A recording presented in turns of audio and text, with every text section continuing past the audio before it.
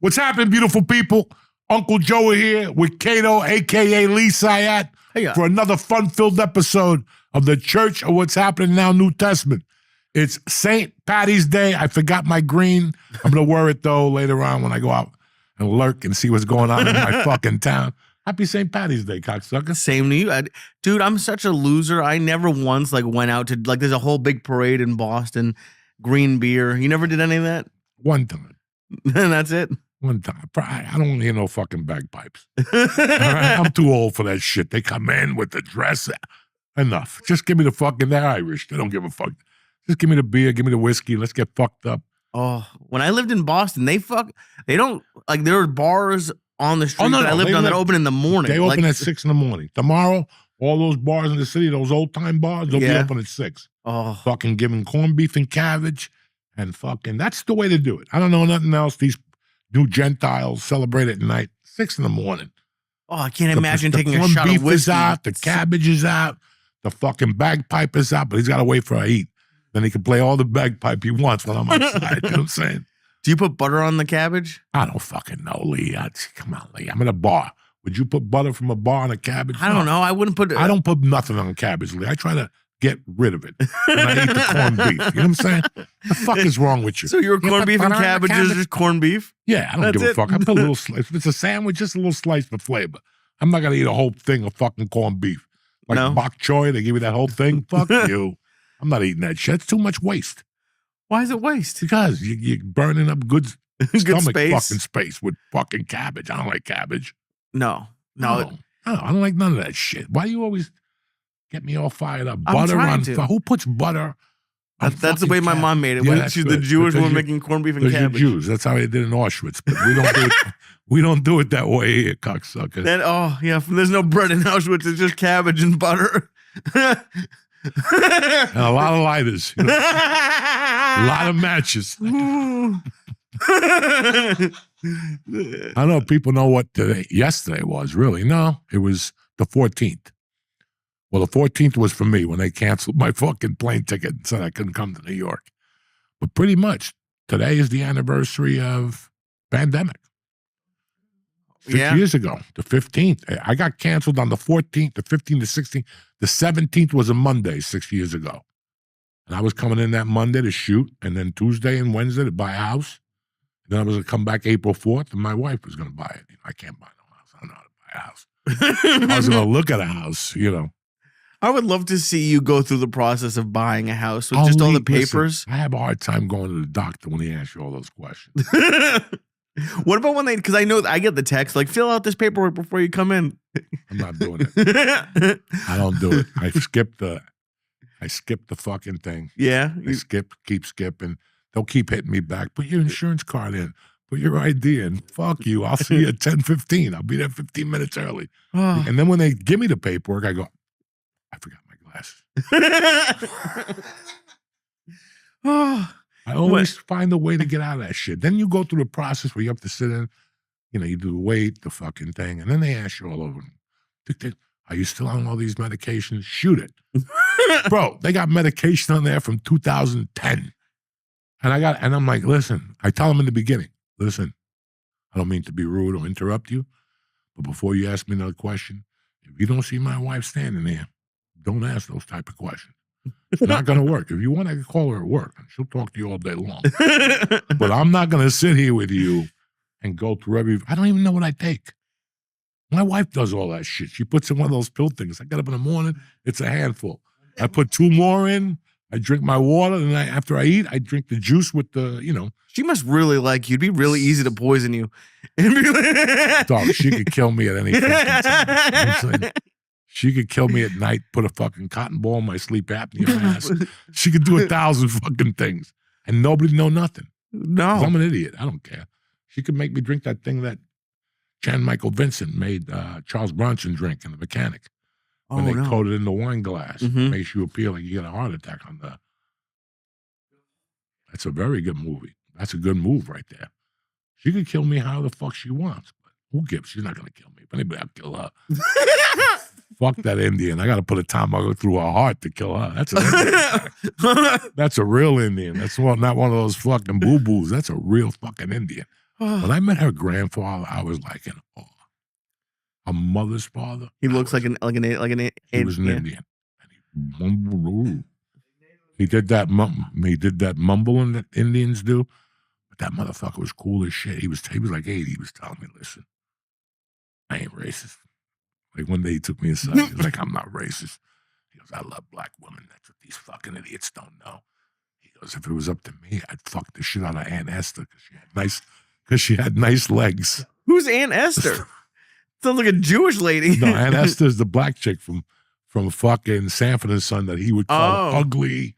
He would call her ugly in every episode. Aunt Esther, I brought you something. What?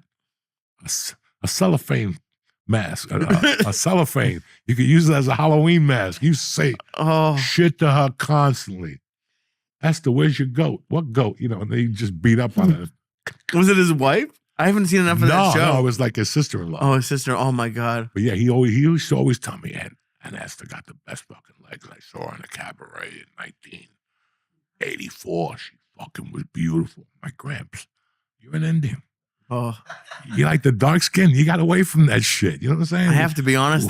I've never done like a 23andMe, but I'd love to find out. I'm like, we've been doing a lot of shows at casinos. Like these Native American, like the ones who own casinos and they just get paid every year just because they're part of the tribe that owns casinos.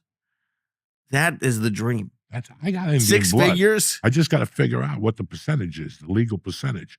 But all Cubans are part of Tiano Indians. We all come from Indians in one way or another. I don't think I do. Somebody fucking Indian, like Paul Mooney said, if you shake your family tree, an Indian will fall. Somebody will fall out of your family tree. Oh, I'd love that to just get But paid. I married my wife pretty much because of her grandfather. Because I've always had a fascination about American Indians. Yeah. Always. When I was a kid, that's all I watched, those stupid fucking movies. That's why I used to watch those Westerns. Yeah. Because I loved all that. I didn't like them beating up on them. I don't like those movies when they beat up on Indians. I like when the Indians got a little spunk to them, like White Comanche. Yeah, like, you know, they shoot an arrow, they got you. Can you imagine that? Just a bow and an arrow and like going up against armies, killing buffalo. You ever watch 1812, all those shows about? No, I should. They're very interesting. Very interesting. Even as a TV show, just to see what they were going through, how people ended up in Montana, how people ended up in California. You know, it's going to be a cold winter, so we might as well sit here. And then you grow crops, and there you are. And who helped you? A fucking Indian. Yeah. An Indian either helped you or hurt you. So you started sharing with them. That's how this was built. And it's pretty interesting. Next time he's in town, I didn't know you liked Indians. My cousin is like a professor at George Washington. He's written like tons of books about it. He goes and reads like the papers they had.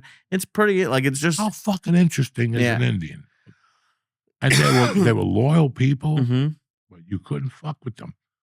They're very loyal and humble and honorable, but there came a time where they fuck you up. And when they started fucking people up, why do you think all these trackers are Indian in the fucking U.S. services? Yeah. They had entire, like, groups of them. Groups of them. These guys could have humped. Like, they put their ear on the ground. That's a joke, but it's not.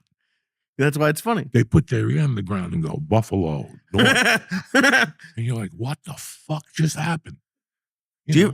I like, whenever I see stuff like that, and I know this, but I went into like one of like the wigwams, whatever, I don't know what they call it in this one, but whenever I'm sitting there, I'm like, how do you sleep in here with no air conditioning? Like, I can't imagine. How do you sleep in there with no refrigerator? You know what I'm saying? I don't know how they did it. That's a tougher thing. Can you imagine you want a piece of chicken, you got to walk a half a mile and kill it and bring it back? No. Think about that. Running with no shoes. And whatever. We all came from that. Like that fainting thing I have for years, I fainted. I fucking went to get professional help on that. Like I couldn't deal with the blood thing? Yeah, because at that time I faint. I have this thing that I faint. If my stomach feels a little sour, I'll fucking faint. Like if my stomach is good, my blood pressure drops. What about in fucking hilarious? Usually I know what story's coming. I have no idea what's coming. So the other night we're in fucking, where the fuck we were? Connecticut. Yeah. We go in the night earlier. It was a half-hour flight like doctors. We get there. We start gambling. I knew we were going to lose. It just, Oh, the feeling wasn't in the air. Nick, everything all right on the phone? The world's coming all right? All right. I didn't know if the world was changing, if Hitler, if fucking, they dropped the satellite. You got me all nervous. You're dead. It better be a woman sucking cock or something interesting. It's a Native American. So we start eating edibles on the fucking plane. Me, Lee, George, Nick, everybody. All of a sudden we get there, and I go, Lee, you want a happy pill? Now a happy pill used to be a Vicodin, but I don't want to eat a Vicodin. So I gave Lee a half a muscle relaxer, and I took like 2 of them. Is that what that was? And Lee kept saying, "Oh, this thing is making me sweat." Oh, I was sweating like a You pig. were sweating because you were losing. That's why. Oh, You weren't sweating because of the muscle relaxer. I don't know what dude. Dog, the the same thing fucking with, pain pills don't do nothing for me. The muscle relaxers at least give me something, peace of mind. Like now it's your not muscles getting relax. stuck. I take those fucking pain pills. My stomach hurts. I took one like 3 weeks ago. I had 2 of them.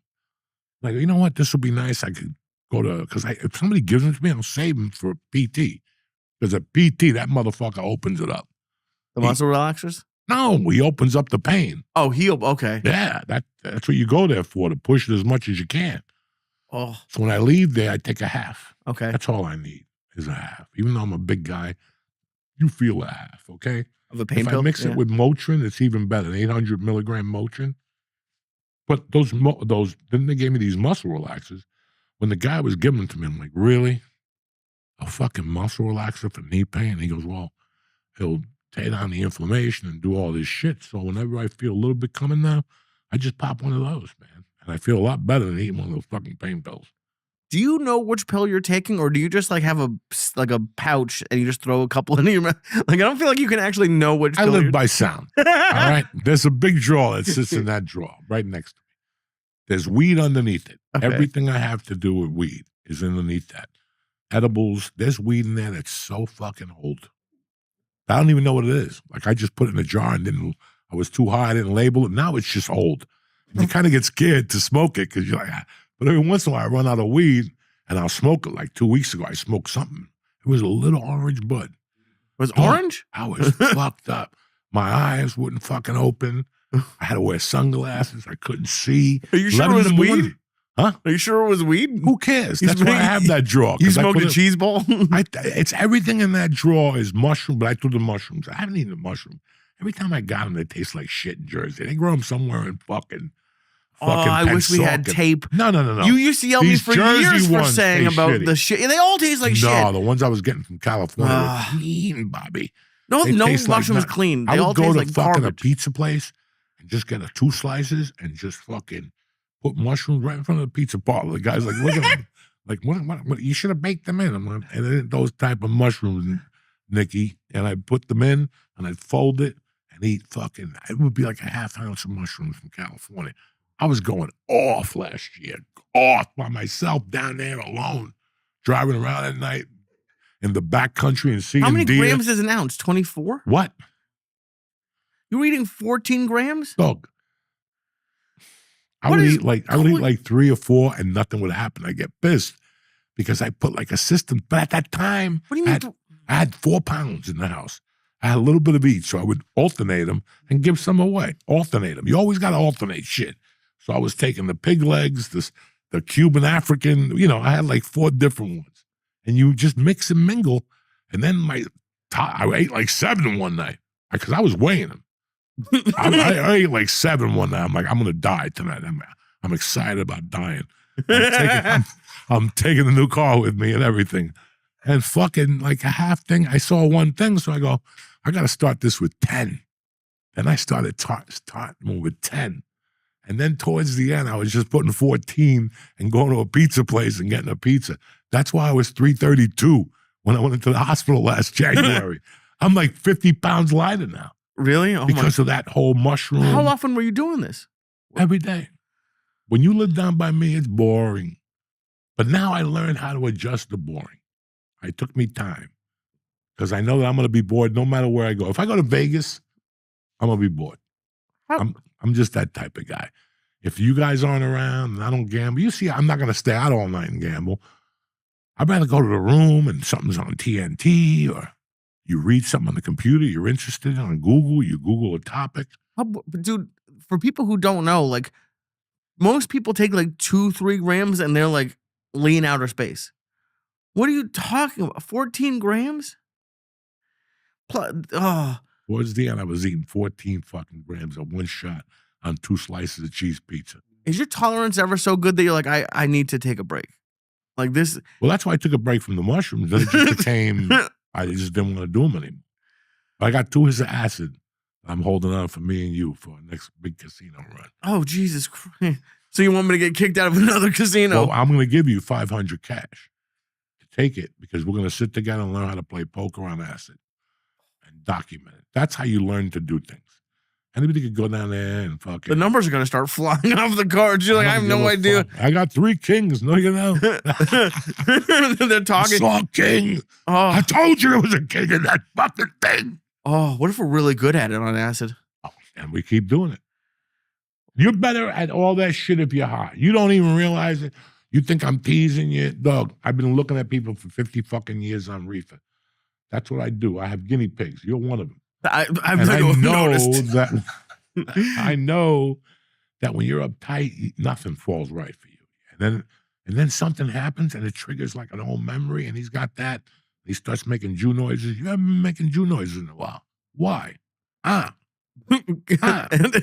You created and cured the Jew noises? I created it. You created it and cured it. Yeah, we got. I love you guys, and I'll play blackjack with you guys forever. But there's certain nights where we go. It's like, okay, let's find the $15 table, because we played so bad that the dealer started talking shit to us. We played so bad that we were making moves, and the dealer went, "Wow." Like not hitting on 15. It was someone. I don't want to throw anyone under the bus. Like it was a 13 and they stayed against like an 8. It wasn't. Well, you did some other. Oh yeah, she was having a hard time with you. She just kept looking at you, going. They and the dealer George thought it was bingo.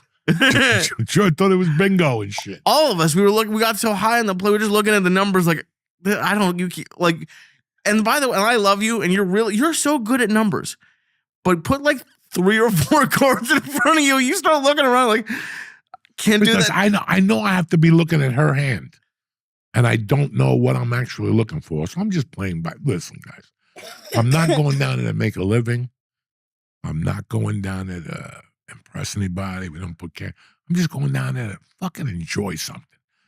You know what? We dump in about 3 weeks. We're going to be paying $200 a gallon. So before that happens, I might as well lose $200 at blackjack. I might know when to go home. When you get on route, I'm sitting there the other day pulling those stupid fucking DraftKings. Not the DraftKings, the Wheel of Fortune. And I'm sitting there and wisdom is a motherfucker. Okay? Wisdom is a motherfucker. Experience, age, trauma, all that shit's a motherfucker. But you're sitting there, and now at this age, I know I'm going to give him the $20. This is going to pay my rolling skate lessons with. I'm going to pay rent with this. I'm going to pay for college. I'm going to come down here and hit the big thing. I eliminated all that. I know I'm going to give him $200. Yeah. If I'm having a really good time, I'll walk to the ATM and take another 2 out. But that's going to be it, because I know what I got to do for those $400 and those $300. I got to put up with this fucking gugoots 2 days a week. No, I'm just telling you the truth. That's why I did cocaine all those years, because I wanted something. I wanted somebody to come over and meet their pussy or poke them in the eye, whatever the fuck. I always said that's what I want to spend my money on. That's just me right now at this part of my life. When you gamble and you lose like 2 or 3 grand one time, it makes you rethink your fucking, whether you're a millionaire or not, or whether you're just a regular Joe, because that's when you lose 3,000. When you're a regular Joe, because you actually think, I'm gonna buy my girlfriend a fucking engagement ring, and they set you up perfectly. Listen, life has a way of setting you up, and it's all the same setup. When you do coke the first 3 times, how great is it? You think fucking, God forbid somebody sucks your dick. You'll never come down from that. When you smoke pot the first 3 times, it's fucking great. When you gamble, there's not a motherfucker. There's not a motherfucker. The first time he gambled, he didn't win. Yep. Just the universe. That's the night you're going to hit black 360. When you put the The Roulette. fucking little court, the nickel slot next to the 25. And if you get 3 sevens, you win like $2,000 or $250,000. That's the night you hit that. That mother, what do you think he's going to do with that $250,000? Yeah. He's going to wait a week, listen to all the advice, in Amazon, invest in buttons, And he's going to think about it. He's going to get 2 beers and go, if I could do that one time, I'd do that again. Oh, yeah. Bro, that's all of us. That's humanity. That's not just... Dude, I started watching videos of how to count cards in blackjack, and like, it looks good, and then you get to that shit on tape. Crank call. You He's can't under the do influence. it. Anyway. You can't. It goes so fucking fast. But it's the same... And they catch you right away. It's the same jungle. How does a girl get you? 2, 3 dates, you go out, you giggle. One night you swap spit, and the next night you put it in there, and now you don't want to leave the house for 3 days. You're looking at it, petting her. I don't need to go to work. You're like a fucking fag. That's all of us. Women flip it. It's the same thing for women. It's just not for, it's for everybody. We all get caught in the same traps in life. But after you've gotten caught 80 times, no, but it's like one day you figure it out. I can't believe at 18, me and a bunch of idiots at Joe Mary's thought we had the system. You got nothing. You're a fucking idiot. You got the system. Wait till what they got for you. That's when you start losing by 4.5 and you lose by 4. All those games when you give 7.5, you lose by 7, and it's rent money. This is, I gotta borrow money. Now you're cracking into a fucking your grandmother's fucking safe, whatever. Dog, that's the thing, and that's everything, guys. That's just not gambling. It's weed, it's pussy, it's men, it's women, it's every drug, alcohol. Food. First 2 times you drink, you have a great time. Go do that the 3rd night, and now you're like, yeah, I'll drink New York. What are those things that you drink when you're 19? I'll drink Long Island iced teas. Yeah, you drink like 3 or 4 of them, you eat half a Quaalude, and you wake up in your friend's garage with puke all over you the next morning thinking that, and where's that girl I was dancing with? Bro, you puked on the last night. What the fuck? What do you mean I puked? Oh, everything is the same. So now you see the traps. When we go down there, listen, I don't know what you get in your day job, whatever. You got 200 you could lose. You know what I'm saying? Everybody does. After 200, you're like, what am I doing with my life? You know what? My friends are here. It's a bachelor party. It's George's 65th. It's Nikki's 30th. Let me go get 2 more hundred. But that 200 gone. Then we start doing coke. Okay? The next investment is in a Colombian. I'm not that I'm going to do coke, but that's how my mind used to be. Oh, yeah. When I was doing coke, there was no $20 table. I never sat. It was either the coke or Wheel of Fortune. Wheel of Fortune go fuck itself. Oh, yeah. Dude, there's no better feeling than winning, but losing money. Dude, you remember right in LA? I won the first time I went to Vegas. I went back. I thought I was like a professional gambler. And I just remember walking down the strip, throwing away the loyalty cards that I got from the casinos. Because like I went and I had a room for like 3 nights. I left the first night. That was all. I remember that. I remember one night we went and we actually played and we were winning. You were winning. I staked you, and all of a sudden a Japanese guy stand by you. I told you to move. You didn't move, and you lost it all. And you left. That was the problem. See, that's when I saw that the Jew problem with you, that you left. You weren't upset, but you left. It mangled you a little bit. If you would have been high that night, you would have stayed and said, Joe, get the fuck out of here. I got a system. I'm going to go over there by myself. I'm getting away from all you motherfuckers. If you were high that night, you would have done that. You would have said, I'm going back to my room. After we went and got to the seafood bar and ate those big shrimp. Oh, yeah. We gone back to the room, and then the next morning, how was your night, Lee? I took a nap, and I went back down at 2 in the morning, and I won 800. That would be great. Yeah, that's what he always.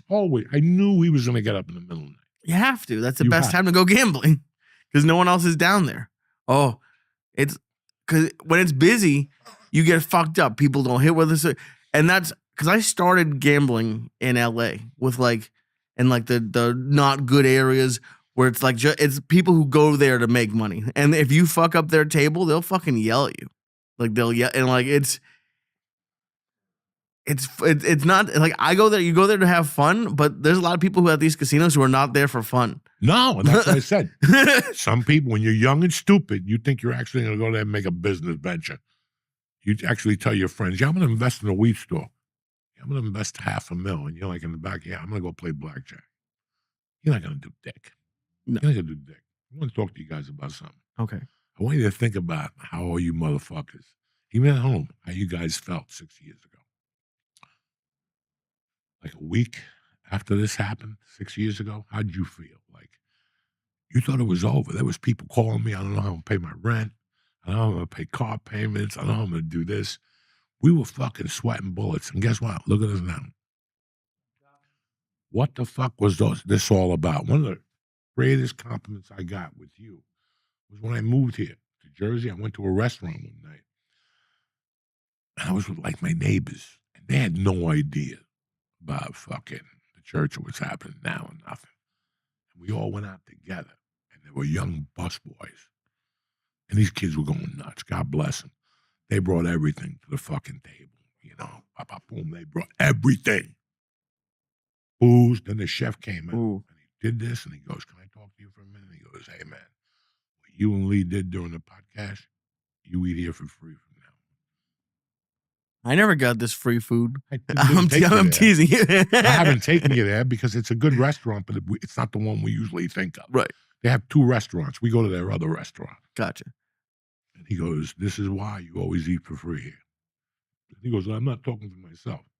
He goes, "I would talk to people that night because that's all they had to do was listen to podcasts. That was it." And the podcast girl got like 2 months, 2 months away. That's when everybody started getting accused of eating somebody's ass 8 years ago, putting a roofie in my drink 2 weeks ago. That was all a fucking scam.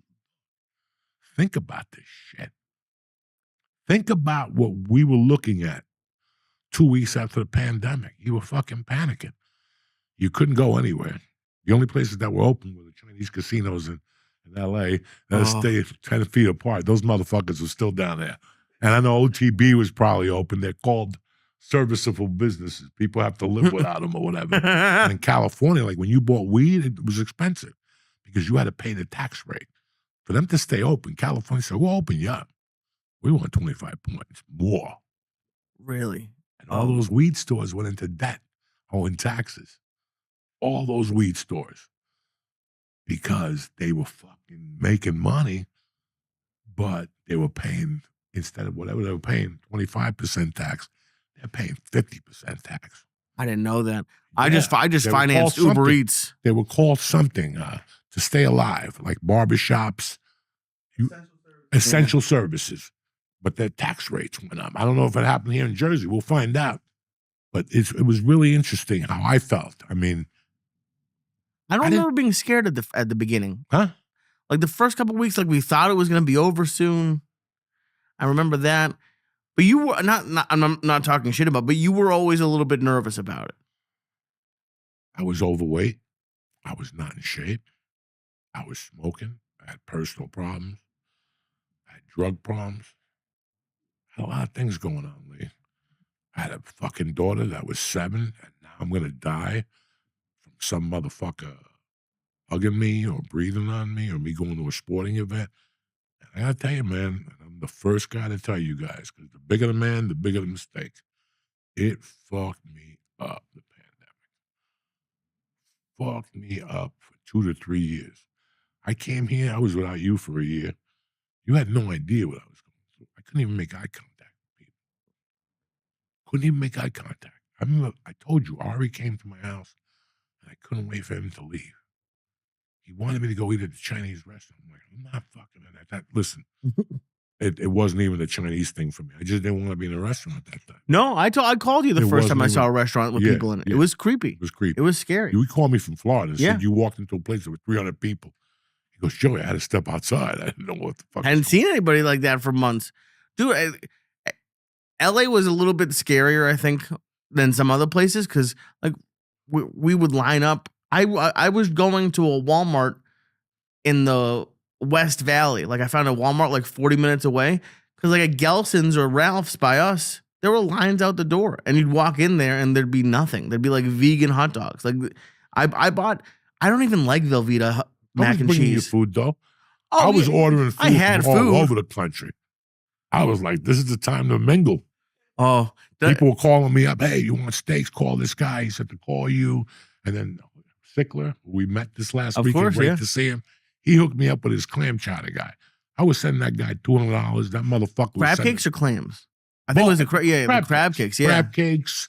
Fucking, it never ended. Oh, I was getting steaks sent to the house. Then I found out that Morton's, the steakhouse by a house, was not serving, but they were selling everything to. They couldn't cook it. the groceries. Yeah, But yeah. they turned it into a grocery store. I started going over there and buying steaks, and they were like so grateful. Like I was eating steaks every day just to help people. Like I was like, fuck it. How could this be that my favorite steakhouse, the one with the bread? Yeah, of course. Before, Yeah. is not open. Like I couldn't even fathom that. Did I ever tell you what I did place. with Domino's? I was fucking up Domino's because they had Oh yeah, buy 3 for $5 each. I'd buy like 6 pizzas and I'd put them in Ziploc bags and put them in the freezer. Like every day, I would just have a pepperoni because I was fat, hot, and you would bring food, but you'd also bring edibles. Like you would just be downstairs in 2 minutes. Dog, like for a week, I had weed and edibles because I always had boxes of the tablets. Mm-hmm. But then the weed store opened. He called me and he's like, hey man, we're open. Come through the side door and shit. We got everything. I'm like, all right. You had to wear a mask. You had to go in there and talk. And then this fucking lunatic showed up in July. That's the lie. You want me to go to talk to a motherfucker that just came from the East Coast where COVID was invented? At the studio. I'm like, you're fucking out of your mind. And he's out there breathing, taking edibles, going to Beverly Hills. I'm like, dog, don't call you no more. What the fuck? I want to talk to nobody that just came from New York. Nobody. Yeah. Like it was not good. I would have to be home at, I don't know, I had 2 times a day. I would sit there and guys fucking watch Eyewitness News and just eat Xanaxes because my heart was beating out of my chest. Why would you watch the news? If the news was upsetting you, why would you watch it? Because guess what? There was nothing else to watch. There's 1,000 things. Tiger King. There was nothing. Tiger King. I wasn't watching that shit. No, you don't like the gay guy wrestling with Tiger King? I never even turned that shit on.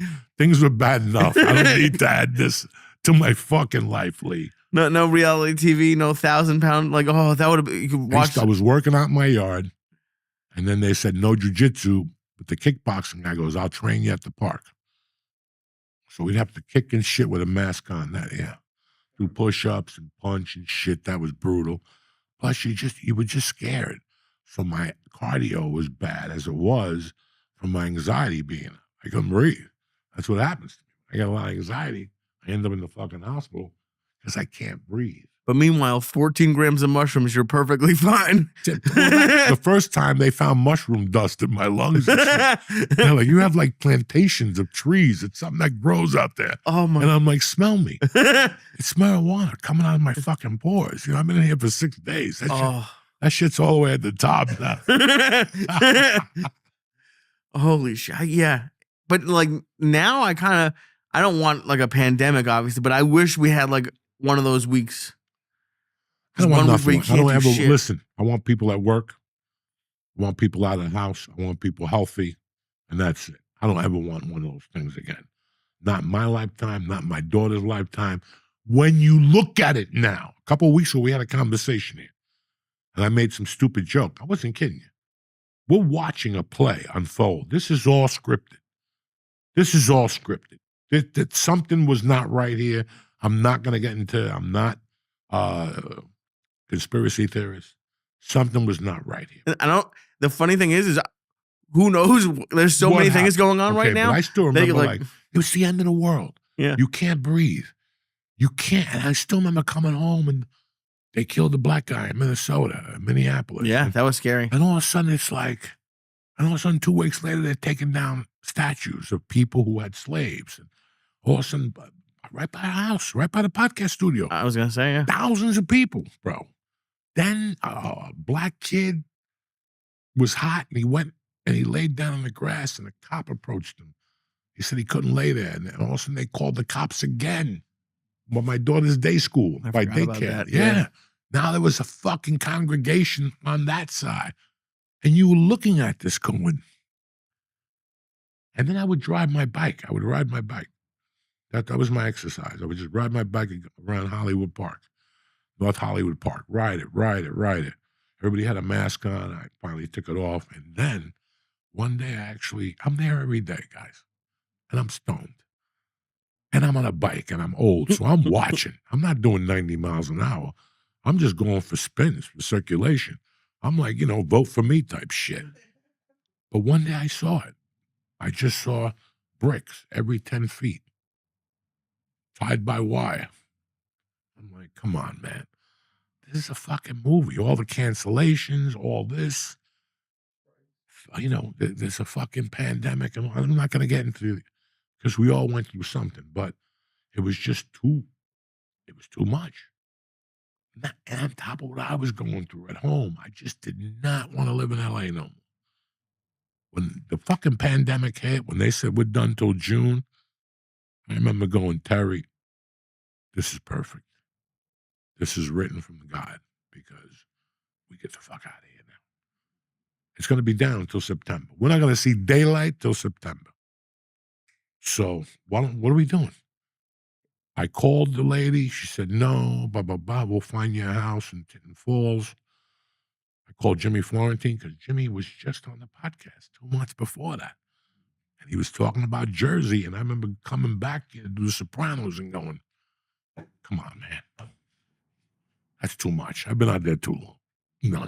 This is bullshit. I'm going to die out there in an earthquake. Fucking for something I don't believe in. I went to look at 3 houses in California way before that, before Mercy was born. Every house I walked in, I didn't feel at home. Not even close.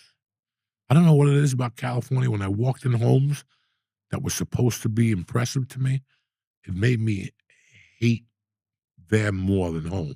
When you walk into somebody's home on the East Coast, you're looking at family pictures. You're looking at a carpet that the dog shit on 80 times, but they vacuumed it. They knew you were coming over, There's a saint somewhere. There's this. You go into somebody's house in L.A., they're there to impress you. There's nothing. There's warmth on the East Coast. There's no warmth in any of those. There's no warmth. And you start feeling that. I always saw it. I'm not saying it's a bad place. Maybe it's a bad place that I came from here and went there. Okay? But it's also where because there are, there's warm homes in California, but if you go to, these nice places, like when I was in LA, I did a bunch of podcasts for a couple real estate agents in Beverly Hills. And these houses are worth tens of millions of dollars. Beautiful.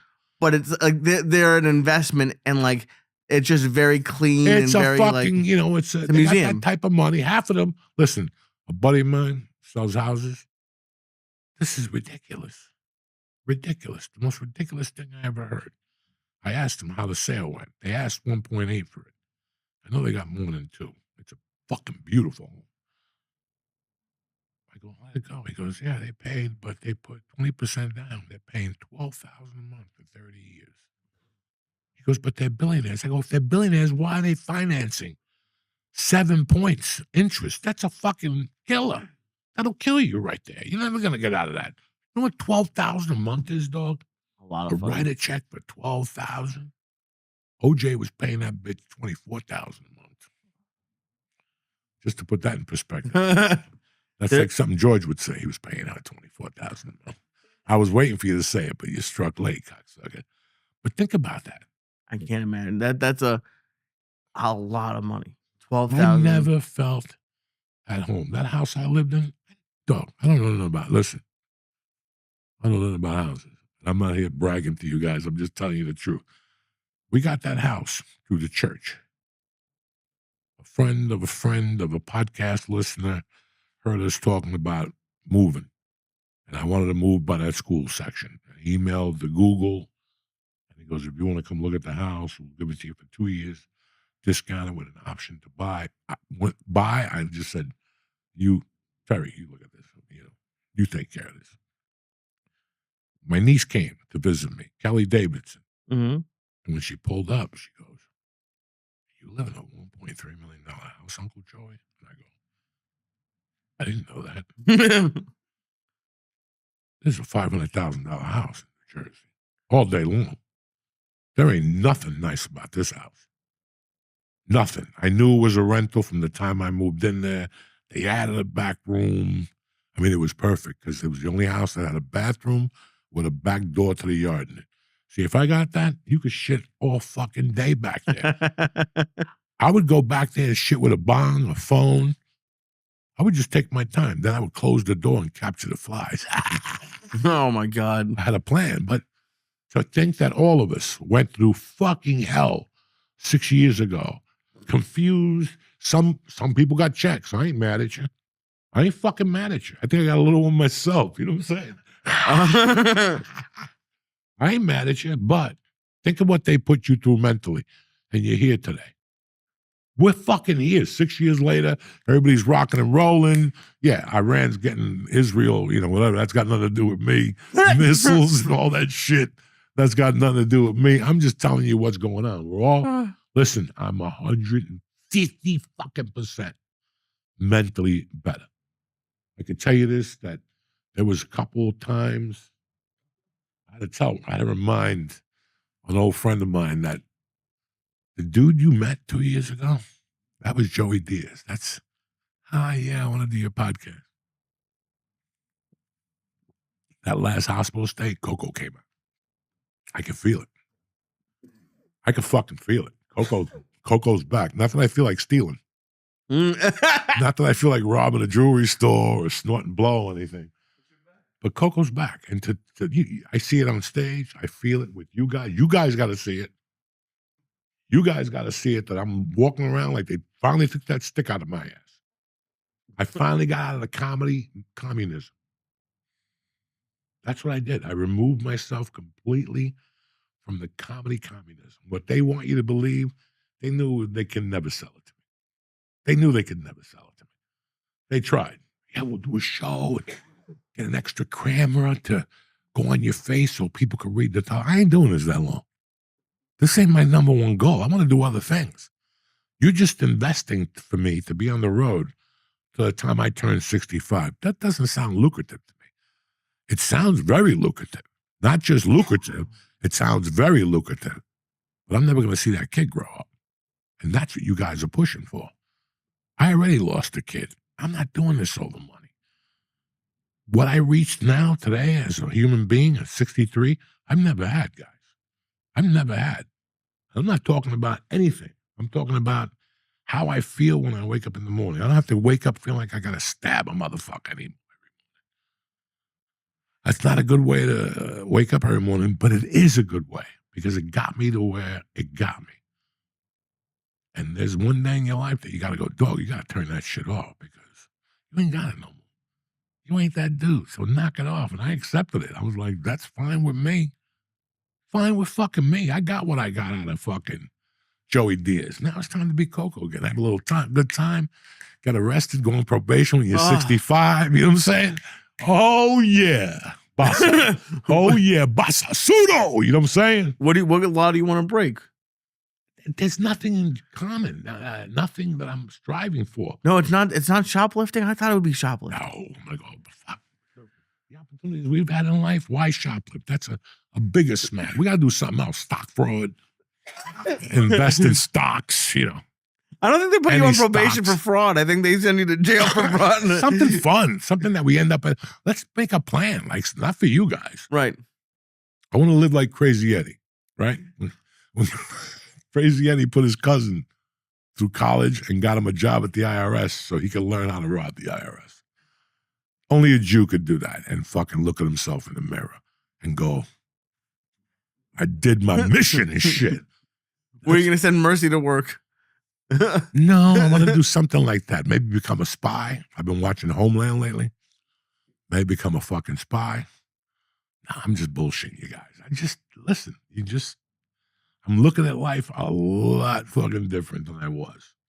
I'm at the point where, who gives a fuck? Who gives a fuck? If you thought like this, if I thought the way I feel now at 25, shit. Me and George would have Coco and George Framing International. Paris, the Village, Akron, Ohio. Yeah, fucking the Only tax the break. biggest You know what I'm markets. saying? Come on, dog. Havana, Cuba, Panama. That's who we're meant out to be. That's who your DNA is.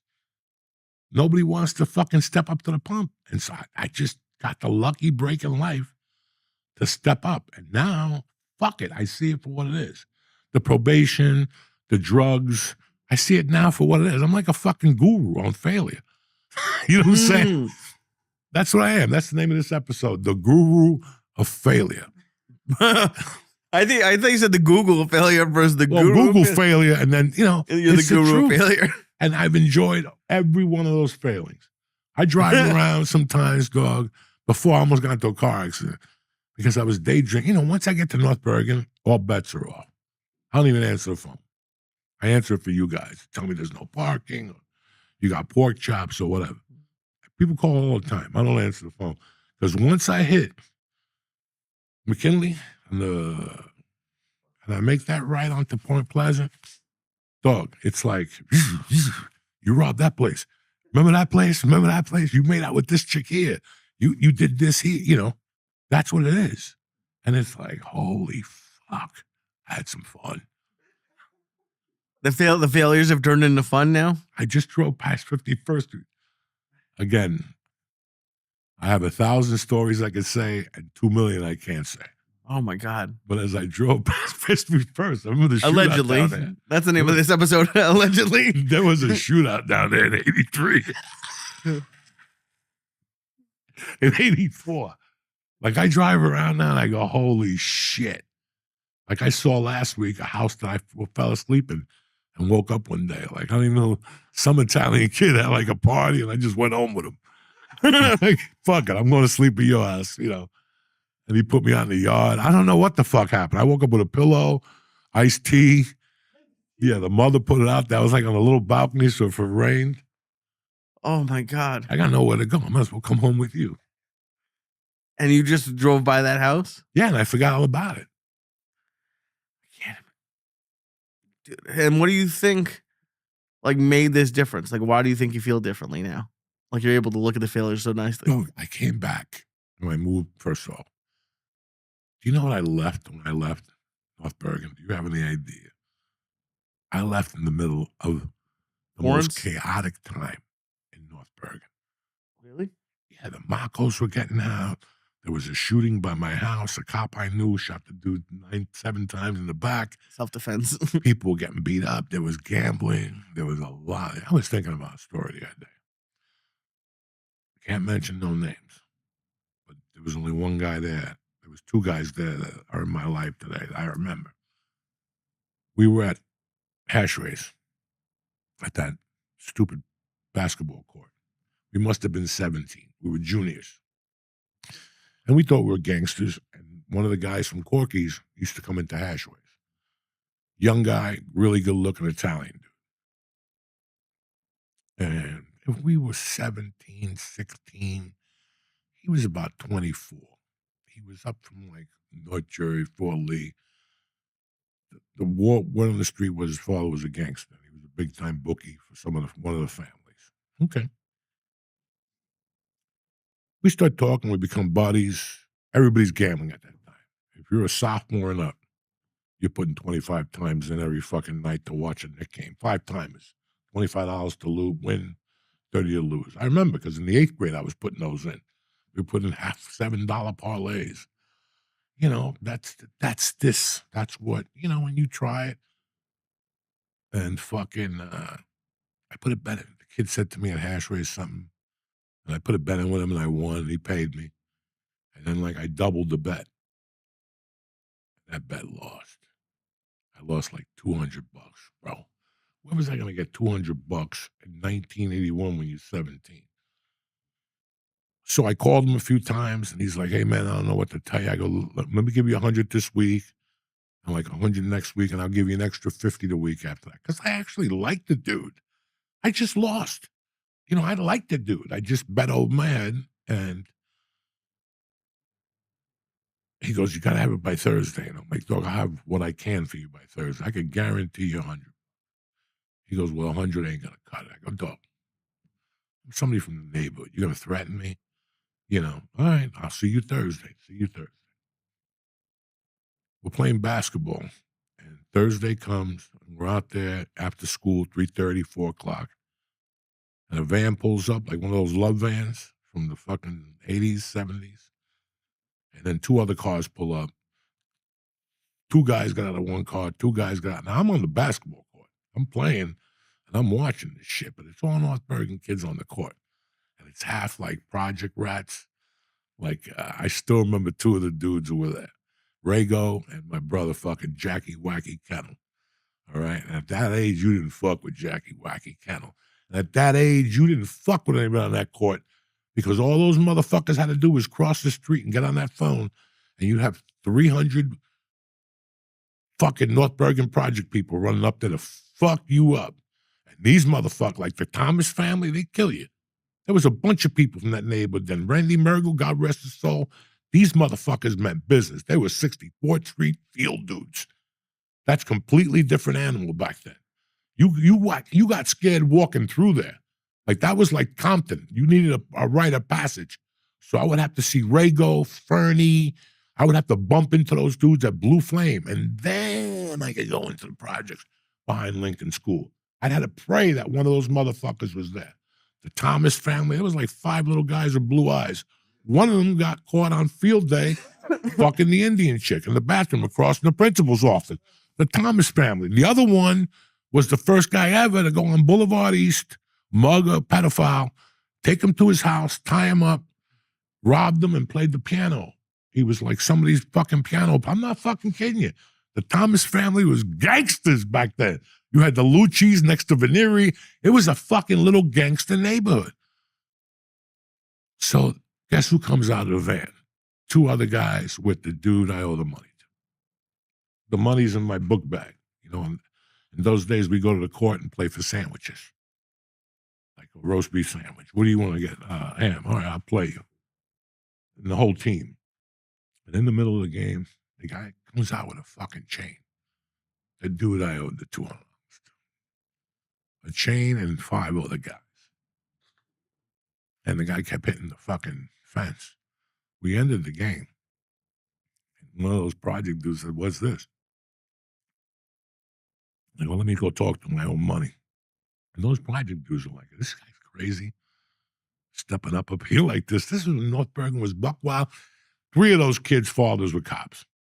You know what I'm saying? Like, you come up here fucking around, 3 of those fathers are cop. One of them works for Mako. One of them works for fucking this guy. You come up here and tangle like that, and sure enough, those fucking project rats surrounded that guy with the chain. And Mike Running. And James Villano. And they were like, he's going to give you the money, but you ain't fucking swinging no chain up here. And the guy thought that fucking... You brought a chain for $200? A chain, like a metal link chain, Yeah, I know, hit me yeah. with it. Jesus.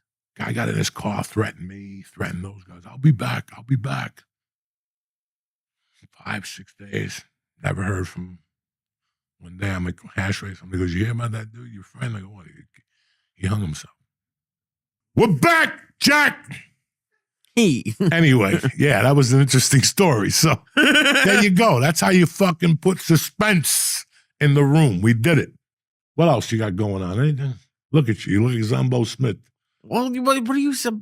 You know, you won't fucking end up when you offend. I did one Jew noise in Foxwoods, and it's because it's when you say stuff like that where you're surprised about, like, you give me an edible and I get fucked up, and then you like, I didn't give you anything, or why are you so fucked up? And it's like that's when the Jew noise comes out. But oh my god, the funniest was when he's sitting there, you guys are talking to him, and I could barely hear Lee, but he's just saying to me, very Jewish. That's why I know Lee's a Jew. He's like, I'm sweating, dude. He was saying something to me. Why do you think? The whole night from my he kept head. saying, you didn't hear him going, why these things got me sweating? It was the muscle relaxers. Oh, you said it wasn't. You said at the beginning of the podcast it wasn't the muscle relaxer. No, yes, it was. It was the muscle. What do you think? But Lee, I gave you 8.5. No, I didn't even feel anything from it. I was just, yeah, you don't. I felt like nothing. I was You're high not on the gonna edible. feel nothing. Listen, nothing happens. That's why I like them, because and you don't have to go to bathroom. You don't shit blood the next day. Your shit normal. You blast one of those other, like the codeines. Lee, I'm telling you. You saw me puke in that chicken cutlet bag. Oh, yeah. And that fucking thing was coming out. That's one way to put it. I saw you started right puke. here, and that's that codeine. That's why. And the other shit just doesn't. I need heroin. If you're not going to give me H, Would you do it? Would you shoot up now?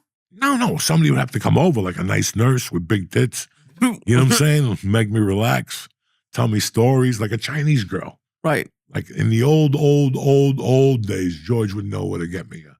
Go to Chinatown and get me a nice little basement where they rub your feet, shoot you. A little opium den. I can't imagine going, like, even like They dye your hair blonde and shit. You know what I'm saying? You wake up looking like Joey Dragon. A member of the triads. That's it. Oh, my God. Oh, my God. They had all those places here. Is it creepy doing drugs with other people you don't know? Like one of the, like. That's the people you want to do drugs with. The people you don't know that you won't see them ever tomorrow. Anything that happens in that room that night, you're so drugged out in the morning, you don't even know till you're on the subway on your way back to Jersey. Oh, my God, I ate her ass with a fucking flower in it. That's when you realize all the disgusting things you just did. And then you're on the train and all of a sudden you read a sign, get tested for HIV. I think I will. You know what I'm saying? Then you have that fucking thing in your mind that just starts eating at you. You're coming down from all the drugs. You don't know what you did. Remember that night we were talking and I was shaking? Yeah, outside. I was telling you shit that my soul had hidden that I didn't even remember. And it was a time in my life where I was living free, but it came back to haunt me because it fucked with me a little bit. I didn't like that. I didn't like that crazy life. You were telling me like a lot of sex stories. Like weird. Who doesn't, what do you mean? You didn't like the sex you were having? No, I never liked the sex I was having. I'm a fucking prude, man. I'm one of those guys, after I bang, I look at you and I go, you fucking pig. You know what I'm saying? No, I don't. I'm just saying that, no, I never enjoyed that part of my life. I've spoken about it. And when I left Boulder, I was like, I'm done with this shit. This is creepy. And it's got to be creepier now for next generation. If it was starting to get creepy back then, listen, I come from an old school.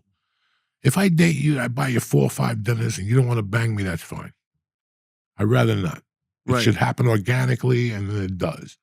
But if you're going to call me at 2 a.m. after we went on 2 dates and say you want to come over and see my fish, and we end up fucking, and all of a sudden you want to make a short film, that's a complete different fucking world. That's a world that I could, There's not a person, huh?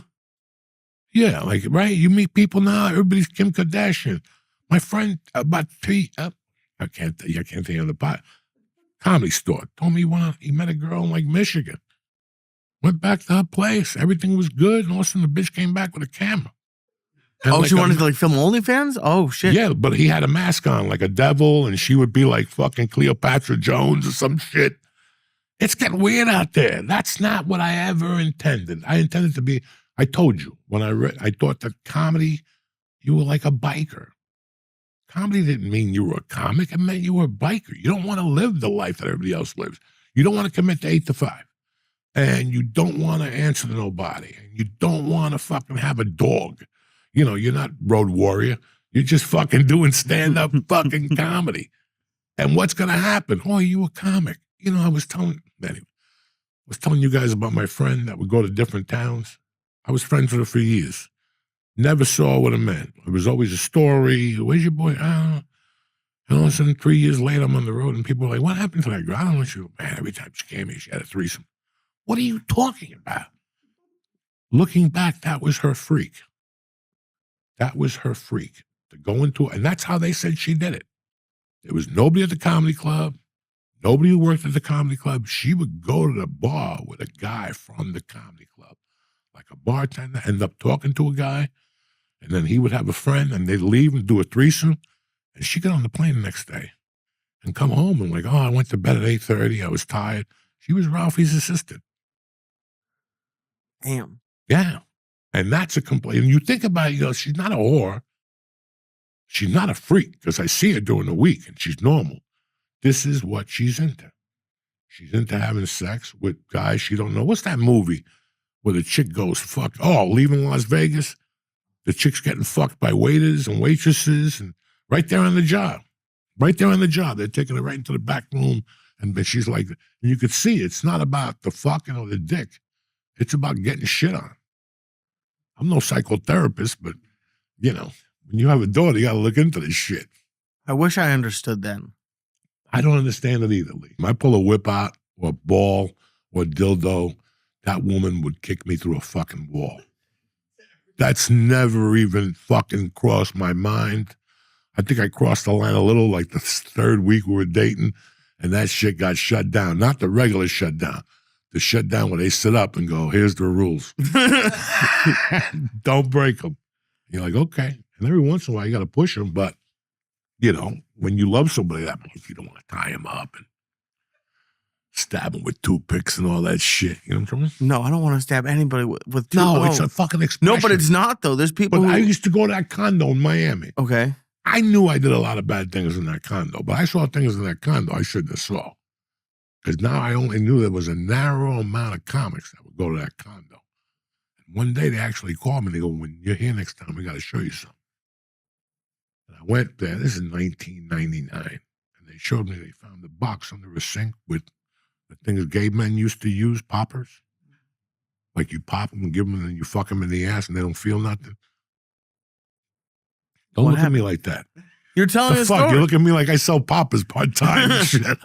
No, a popper was like a drug that, Yeah. and there was some that you popped and you actually put under somebody's nose. I remember I did it one time. Listen, when I was a child, this is why you see a pattern now. Now it's something. Now you go on Instagram and what are they selling you? Cinderfil, Jimilimi, this, that for a hot on. When I was a kid, it was fucking Spanish fly. You got a powder, you put it in your water, you drank it, and you saw what happened. And we all experimented on one of our relatives. I had no grandmother at that time. But I think fucking one of the kids in North Bergen had a grandmother he gave her. And he goes, nothing happened. I watched her for hours. She didn't scratch her pussy or nothing, you know.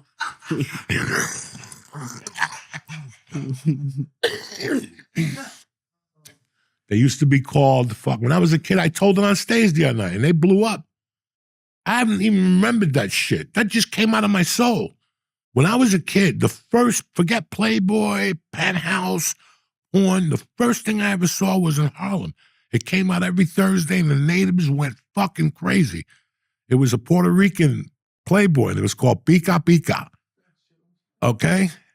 And it was just women, tremendous women, Jennifer Lopez asses, the fucking brown asshole. Everything was the monkey staring at you, a black guy, and he'd have like a mask, and she'd have to wear, and she'd just black out the face. So it wasn't good when you're 8 or 9. You want to see the face. You want to play with your little nuggets. There was no face. You got fucking, you're trying to bang one out to the face of some guy with a Satan mask on. You know what I'm saying? So now, you know, it's a different level. It's a different level. And then it became poppers. Somebody came to me and I was like, 12, bro, you give this to a chick, she'll lose her fucking mind. Okay.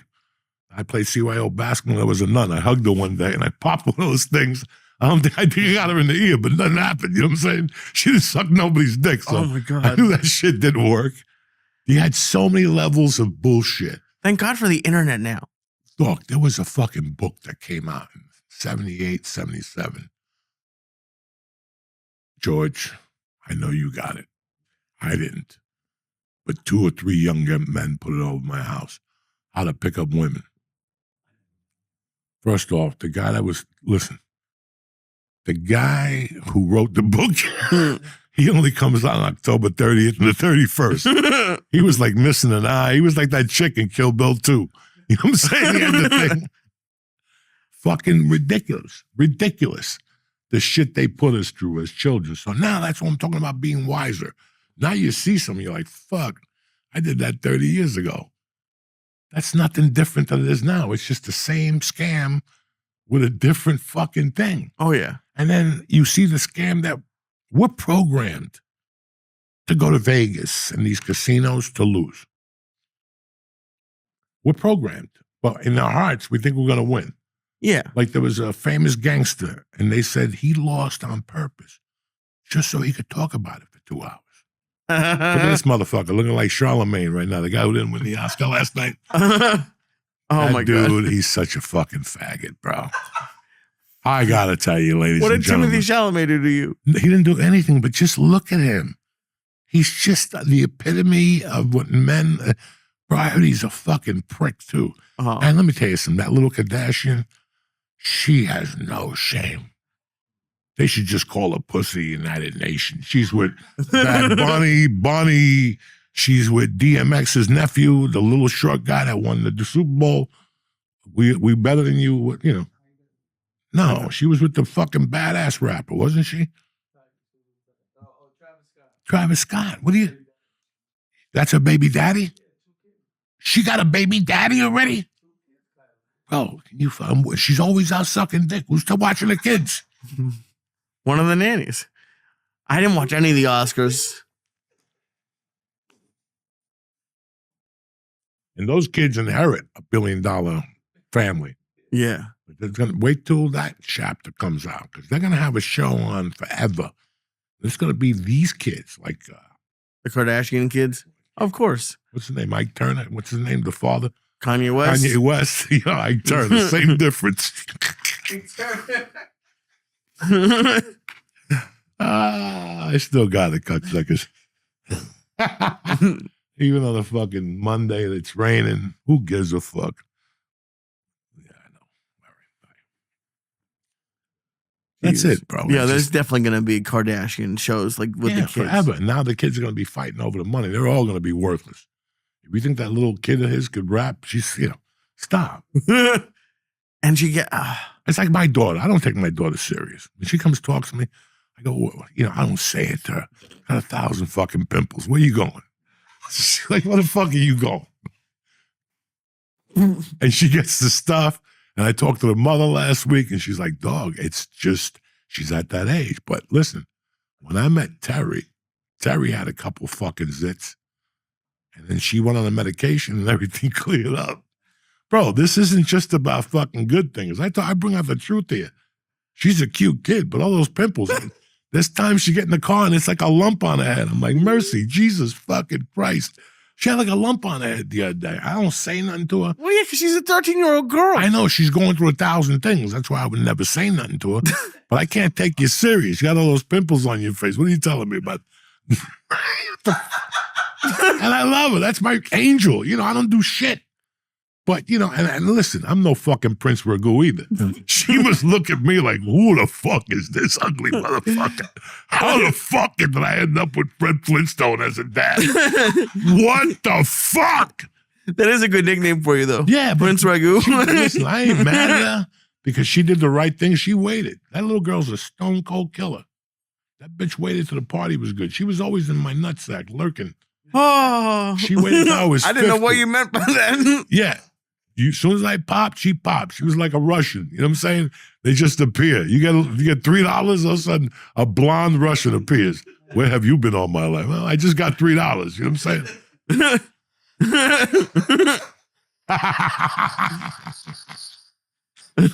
The guru of failure. Huh? The guru of failure. Yeah, I'm no fucking winner. By no means. I don't try to blow my horn like that. I'm the guru of failure. But sometimes you got to be the guru of failure to get you to that little fucking village. That little guru of failure. Now I have no pick, idea what that means. Now I can pick my own village. Oh. I want to be on probation. I could be on probation. If I want to sit in my house and scratch my fingers and sniff my nutsack, I could do that. How long do you think you'd last on probation? I think you'd go to jail within the first What week. do I do? It's perfect for the way I Because live. you can't smoke weed and you can't tell them that I don't know the answer to this question. There's always. I'm over 64. You can't put Drano in your dick anymore. No, the dick is almost done. The dick, one more Drano shot and it's done. It'll never come back. That was 30 fucking years ago, Lee. Again, I think about that shit. What kind of addict was I? I still remember one specific day, Lee. And I was, when I first got out of Halfway House, it took me about 2 months to get a job. I had got him convinced for a long time I was a detailer. And that worked for a long time. And then I started having to make money. So I told him I was helping out a friend. And we were laying brick in Boulder. Old school. He was a white dude, but he was an okay Mason. And I'll never forget getting the call at the job. You have to call like between 12 and 3 and calling in. And my number came up like purple. And you got to come in by 6. And I remember going, holy fuck, I'm dirty as fuck. And thank God in my bag I had some fucking, the shit you put on your dick, the cleaner, the pool cleaner, whatever. I don't think most people put that on their dick, but yeah. I'll never forget going to one of those huts. You know those porta potties? It already smelled like Lee's asshole when it blew out of the thing before. I had to go in there and actually take my dick out, which was half dead from the 3 days of coke I was doing. That shit lasted. The coke in those days, I had like 2 inches, like the city of my dick, and I had to pull the skin back and pour the Drano on it and then fucking zip it up there just so it got into the pee hole. And I still remember laying brick and going, my dick's on fire. Like, what the fuck am I doing? Why would you put that on your dick before you had to go there? You put it on there hours before? I was going like right from there, and I knew I couldn't stop with this guy in the car. And I remember that my dick was on fire, and I finally go, I gotta go. He knew I was going on probation. And I went in there and I fucking peed. And that time they didn't catch it. They called me the next day and said the machine broke. That I threw the test off. Not that the machine broke. I'm exaggerating. I threw the fucking test off. And then from there, it was just a play. I was Leonardo DiCaprio. What's that movie he made? Catch Me Now, Catch Me Later. Catch Me If You Can. What is it? Catch Me If You Can. Catch Me If You Can. It was just one of those games. And it was hilarious. Remember, Mike Ronnie told you on the plane that he was there one day doing fucking tons of coke in my living room. And I was doing that coke with him. And I had no idea. And all of a sudden, I hear, dum, dum, dum, dum, dum. I look out the side window, it's my probation officer, Jack, and I'm like, we went upstairs and kept snorting coke. He kept banging. I know you're here. The sheriffs are out here. Surrender yourself. You can only be out there for 2 hours. We got 2 ounces. We could be held up in here for days. You know what I'm saying? So you just did coke in the dark with like no sounds? No, we had lights upstairs. I had a beautiful upstairs. With no windows or something? Like couldn't see you? The baby's room. You went up the stairs. The baby's room was over here, but her thing was open, so you could see it if you were watching TV in the basement. It was a really sharp place. And then our room was back here. We had a balcony over that room. And the downstairs was fucking great because it was like you walk down. It was really classy in Boulder. Now it's probably like a low-rent housing or something because it's been there. It was probably there 15 years when I got there, 20 years. Now it's 30 years ago, so it's 50. But the cool thing about this, you walk down in the living room, boom, and then it's turned into the little kitchen area to eat.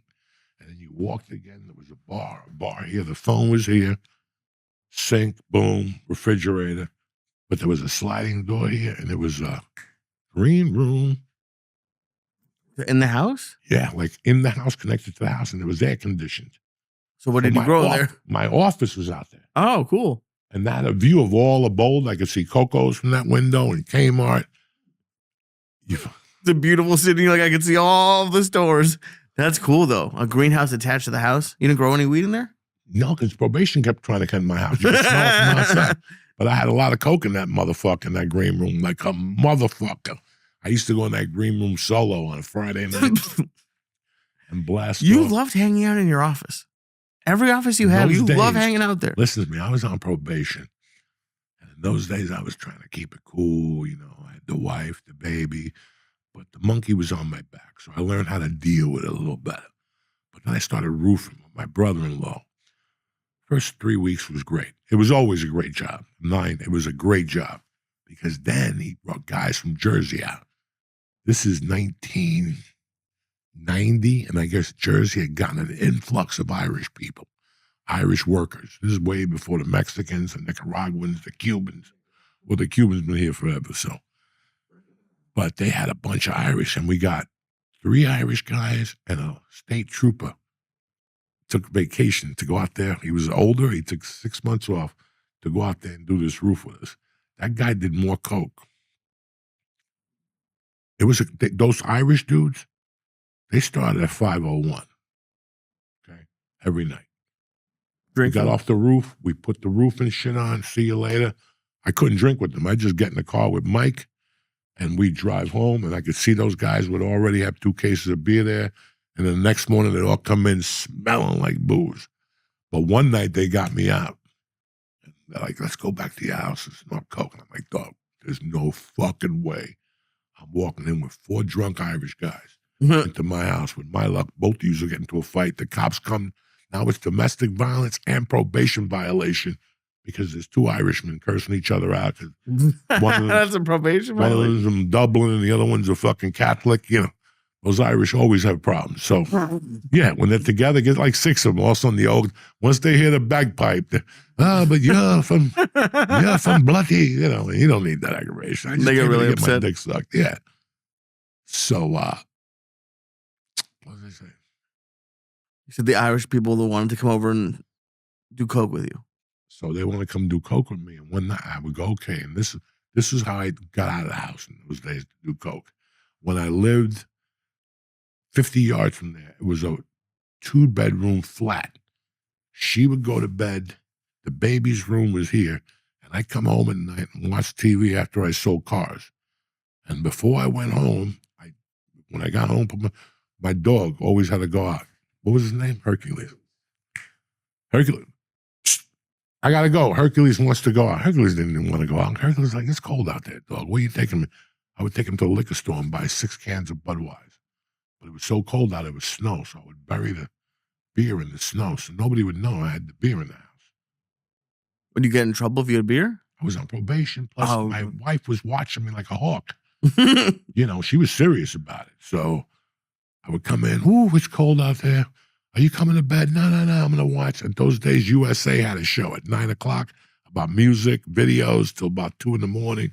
Then a movie would come on. I loved that show, Midnight Something on USA when I was a kid. All the way till fucking I was 20-something. What am I talking about? But, and then whenever I wanted, I would do a line of coke in the bathroom or snort in the living room. But then when I needed to drink a beer, Hercules, you want to go out? And he'd go, fuck no. We just went out 20 minutes ago. I'd take him out, grab a beer, go for a walk, drink it, throw in the garbage outside. And we'd come back. We'd do that till 5 in the morning. Back and forth. All night, the door would open every 20 minutes because the dog had to pee. And then one weekend, I got so high, I didn't let the dog out to pee at all. I wouldn't even open the door. When that dog was a puppy, I fucking stayed in from a Friday. And by Monday, he was in the thing, that poor dog peeing in the garage. But fucking, I let him out like Saturday night. He was in there like 24 hours. He was ready to bust. He's like, Dad, you got to stop jerking off.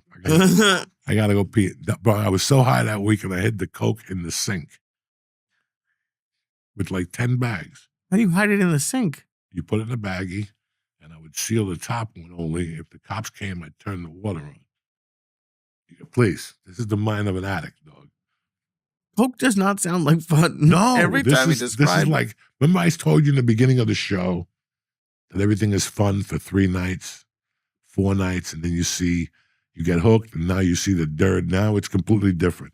There's no jumping. What's that movie?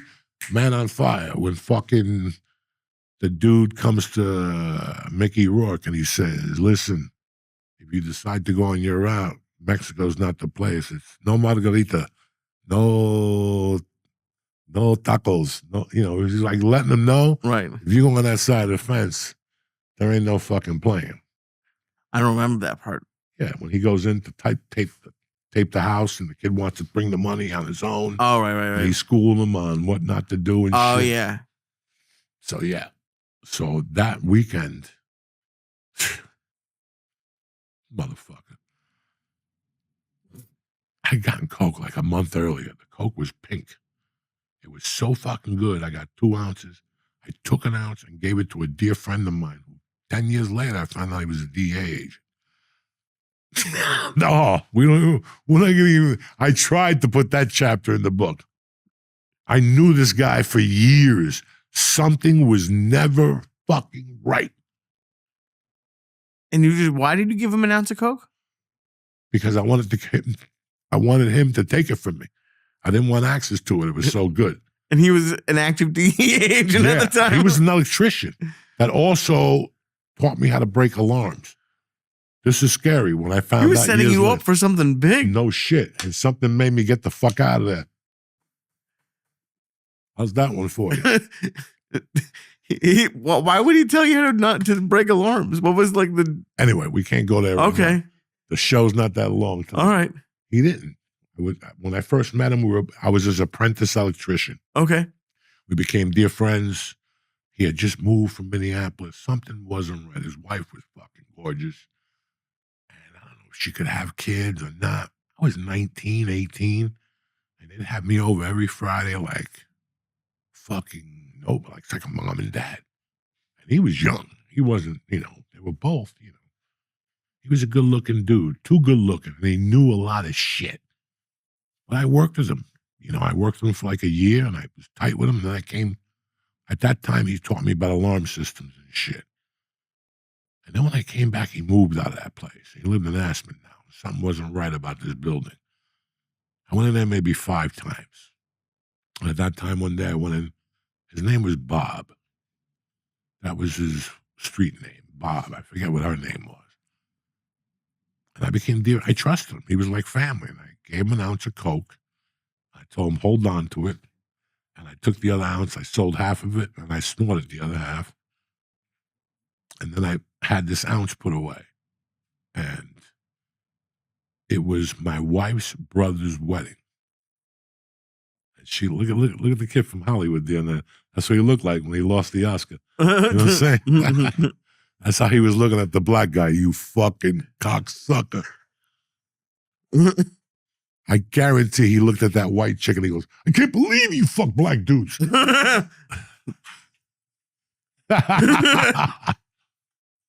So, what were we saying? I have no idea. So I went over there on a Friday afternoon. My fiance at the time was taking an Aspen Airway flight to Boulder, and they were going to have the wedding on Saturday. I was going to meet the family, stay over. This was the first time I was going to do something with the family. Outside, me taking their daughter to San Francisco, and the cops calling the house, and it was just like these people weren't ready for Uncle Joey. So this is like, you're going to go, you're going to meet the whole family, you're going to be very nice, you're going to have a good time. I got to go to Boulder for a week, and I got to bring some Coke with me for the wedding. So I saved an ounce of this shit. I picked it up at 4 in the afternoon, and before I left this house, I did 2 big fucking spoonfuls, and I called one of my friends, and I go, listen, I'll sell you like an eighth. I love you, but that's it. And then he came over, and me and him hung out like nothing, but then he left. And I'm like, man, it's me and that fucking ounce. I'm starting to snort, Bob. 7 o'clock at night. I finally go for a ride. I got everything I need. Wine coolers, scotch, fucking. And I just go. And I wake up. I didn't even wake up Saturday morning. Saturday morning, my flight was at 8. I ain't making that one. And she called me. You're not, we're at the airport. Where are you? And I'm like, you're not going to believe what happened. I could only make the 11 o'clock one. She's like, fine, we'll change it. Oh my God, we were so worried.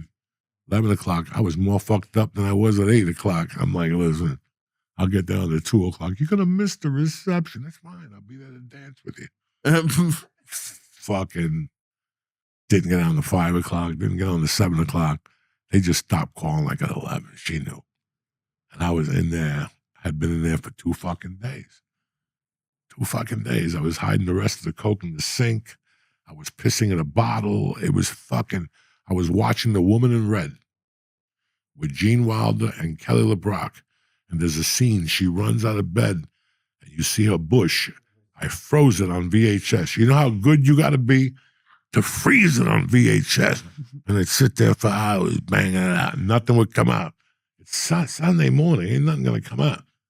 You're basically hydrating on beer and water. You had like 2 chips the day before. You don't know what that feeling is like. So, how many times did you have to go back and forth to actually freeze it at the right spot? Because you're not going to get it on the first try. Well, I was a pro by then because in the early 80s, if you rented a hotel and you didn't get the porno channel, the channel was still there, but it was crooked. Oh, yeah, I remember so you that. had to like fucking wire it, and then you'd see the guy coming in the face. Then it would slant and shit. Then you'd have to tell, hold on 1 second, let me get this right and shit. Oh my God. I can't even imagine. I have no idea what that's like. Like just being stuck in a. 'Cause like, did you when you were on the phone? Would you like think you were gonna stop doing coke, or was it like you just knew it was gonna? I was hoping I would stop and get the courage to drive to the airport, but I knew I wasn't leaving the door. I knew so much that so I stayed up all night Friday night. Now it's Saturday. Now it's starting to get dark. I got some beer. What's that word called when you're putting it away? Like during the pandemic, people put I was Stockpiling. stockpiling the hoarding it. booze and going, okay, I'll drink this after 10. I was still looking at a half ounce of that coke. That's a lot, Lee. What do you start with? An ounce, like 24 grams.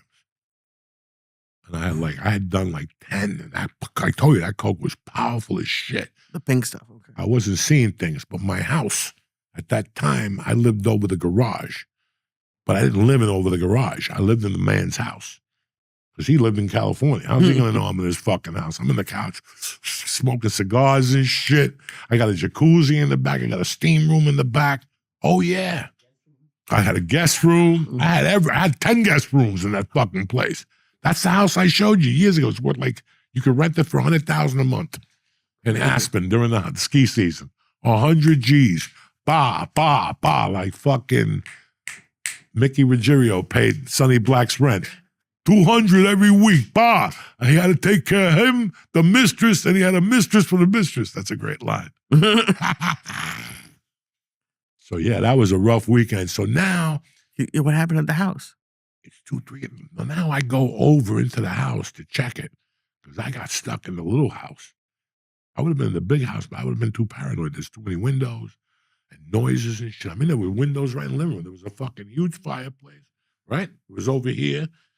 This was like and then right there were the mountains. So if a wolf came over and I saw a wolf, I would die of a fucking heart attack. So I knew I couldn't snort in that house. It was a special cabana that I had to snort in over the garage. But I went over there and I saw that somebody broke into the back door. You could see that where the door opened, and you could see 2 sets of people. I knew they were onto me. I knew somebody was onto me. This isn't no fucking paranoid story. I'm coming at you with this story because years later, I got all the information of what was going on. It all went down because a woman accountant was robbing the city of Aspen, and her husband ran the so-called, DDW in Snowmass Village, which was basically shoving snow, garbage and fucking salt. Okay. She was robbing the money, and they were doing a bunch of coke. They got her on robbing the money, and the only way they would let her off is if he made buys for them. Every time he'd come to my house, he'd talk about, let's meet outside, let's meet here, this guy wants to meet you, come alone. There was always something. And Aspen had a bunch of drug dealers that had been there for years, and they knew all the movements. If a DEA guy came to town, he stayed at the Red Roof. There was no, what do you guys do? Reddit? No, the other one. Airbnb. Oh, Airbnb, okay. They would have to stay in plain sight. So everybody knew when they were at the Red Roof Inn. When they were at the Red Roof Inn, operations closed down in the city. It was fucking weird. They had it down that fucking wired. They protected their investment up there, Jack. And he was setting you up the whole time? So I didn't know any of this. I closed the door, but I noticed that now my heart's even worse. Okay, now my paranoid's growing. So now I'm doing 2 shovels a shot now. At about 4 in the morning, I got so fucked up, I just dialed 911. And they came to the house. What's going on, Joey? Man, I didn't even open the door for the cops. I know, they're out there. Yeah. He's like, out where? I go, search around. And he came back and he goes, we didn't see nothing, but around the back, there's some tracks. I go, I'm telling you. And the cop goes, all right, call us if you have any problems. All right, about an hour later, again, 911, they're out there. They come again. Joey, open the door, please. What's up? Listen, I don't know who's out there. They're trying to kill me and all this shit. I didn't say kill. And he closed the door, and then finally the door knocks again. And it's so one cop. And he goes, hey, put the bag away, okay? Put the fucking bag away. You want me to take it? I ain't got nothing. I thought he was going to arrest me, bro. And meanwhile, the dog's over here. Well, let me go out. Let me go out. She's pissing on the wall. And that Monday, I'll never forget, I cleaned up that Sunday. I just ate, stayed there. I was disgusted. I finally talked to her. She landed on Sunday night. She didn't talk to me. And that Monday morning, I woke up. I knew I didn't have a home. I woke up and I went right to the police station. And I walked into the chief of police. And what do you think I told him? The other night, somebody fucking put like meth in my water. There wasn't even no meth in those days. What water? Like the water in your house? I made up a fucking story that I was at the Bridge fucking bar, the hotel, which is still there. It's right down the block from where Ted Bundy got his first victim in Colorado and shit. I'll never forget that bar. That's a great bar. I got a job there just for the security job. So I was going to put a safe in there so I could sell coke out of there. I'm way ahead of you, Lee. We got more stories, but what was I saying? You said you went to the police station and told them that someone put meth in your water. I want to talk to the chief of police. And I went in there and I go, hey, man, thank you for doing great work the other night. Thank you for sending your police officers. I don't know what they were thinking. I go, I went to that bar and I sat next to some hippies. And I don't know, hours later, I felt like I was on acid. And I'm like, man, tell people to beware of the acid. That's how fucked up I was. I'm telling the cops to where I'm putting them on acid. There's no acid. I just did 3/4 of an ounce of cocaine. Your nose is bleeding as you're telling them this. And the cop's looking straight at me after like 30 minutes. He goes, Joey, put the bag away. What dates you got, Tarzan? This weekend, 19th to the 21st, I'm in Lexington, Kentucky with Josh Wolf at Comedy Off Broadway. Okay. And then the 1st and the 2nd at Uncle Vinny's. Oh, shit. Point Pleasant. Get ready. Very Uncle excited. Vinny's, Lee Syatt. Get the dinner package. You know what I'm saying? Lee gets a bonus if you get the cheesecake. But it'll be fun, and I've heard the food is good. The food is very good. Try it. And I'll be at the Nashville Comedy Motherfucking Festival, April 18th, 2 days before 420. No, I will not stay for 420. I got shit to do. I got to see the doctor that day because on the 23rd, they cut the knee. But I'm back like the Bionic Man. August 7th, what's the name of the joint? Oceans Casino, Atlantic City. Book your room now because rooms are fucking booking. They're flying in from everywhere. Acapulco, Venus, you know what I'm saying? I got a couple of Iranians coming in for the fucking show with a drone on their hat, like a little propeller hat with a drone. I got them all showing up, so I'll see you then, but see me before the surgery. We're putting great shows together on the road, guys. I'm not bullshitting you. It's been a lot of fun. We're back. I'm Coco now. I don't give a listen. Who's watching? A lot of people are watching. Nobody's fucking watching. They don't give a fuck about what comes out of our mouth. No, I'm That just was saying the all shows part a lot of of the people. fucking circus we sat in front of 6 years ago. People started dropping names and nothing happened. Nothing happened. What happened? That's why I loved the movie The Thief. When I watched The Thief when I was 18, it set me up for life. Like 3 of those scenes. When Willie Nelson tells them not to lie to no one. If they care about you, you're going to fuck it up with a lie. And at the end of the day, who the fuck are they that you got to lie about? And he tells the other shit about when he was in prison and he went at one of the guards. And anybody who attacked that guard usually died. And he goes, I walked onto the field after spending 4 months in the hospital. And I had like a wrench in my pocket. And the chick goes, and what happened? He goes, you know what happened? Nothing. That's what happened. By me knocking that dude out, nobody ever messed with me again. It was like a fucking, some of those prison fag stuff. But fucking, anyway. The edibles hit already. God bless you guys. See you November 20th. I'll be in Austin this week, Thursday night.